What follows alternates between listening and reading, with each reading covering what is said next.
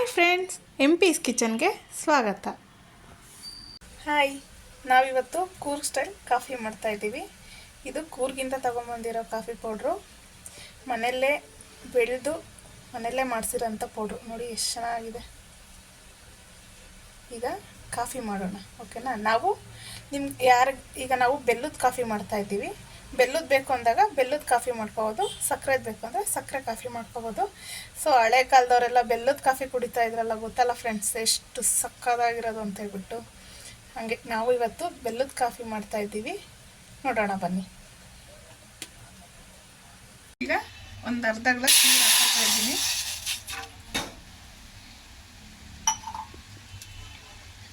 ಇವತ್ತು ನಾವು ಬೆಲ್ಲದ ಕಾಫಿ ಮಾಡ್ತಾ ಇರೋದು. ಸೊ ಬೆಲ್ಲ ನಮಗೆ ಎಷ್ಟು ಟೇಸ್ಟಿಗೆ ಬೇಕೋ ಅಷ್ಟು ಹಾಕ್ಕೊಳ್ಳೋಣ. ಸೊ ನಾನು ಇವತ್ತು 2 ಗ್ಲಾಸ್ ಮಾಡ್ಕೊತಾ ಇದ್ದೀನಿ.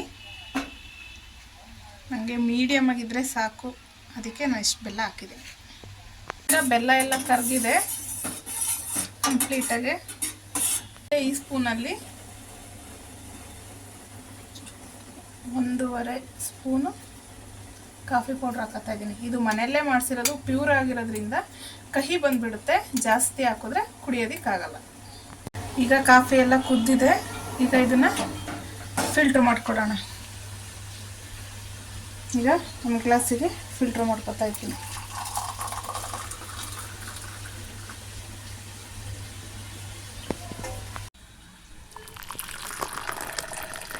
ಇದು ಬ್ಲ್ಯಾಕ್ ಕಾಫಿ ಡಿಕಾಕ್ಷನ್ನು. ಈಗ ಅದಕ್ಕೆ ಹಾಲು ಹಾಕ್ತಾಯಿದ್ದೀನಿ, ಕಾಯಿಸಿರೋ ಅಂಥ ಹಾಲು.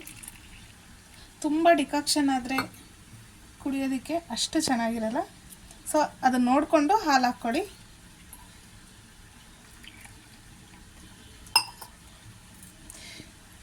ನೋಡ್ತಾ ಇದ್ದೀರಲ್ಲ ಫ್ರೆಂಡ್ಸ್, ಎಷ್ಟು ಚೆನ್ನಾಗಿ ಬಂದಿದೆ ಅಂತ ಹೇಳ್ಬಿಟ್ಟು coffee, Coorg coffee.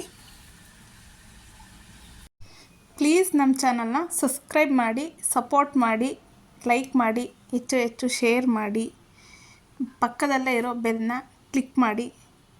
Thank you for watching. Bye.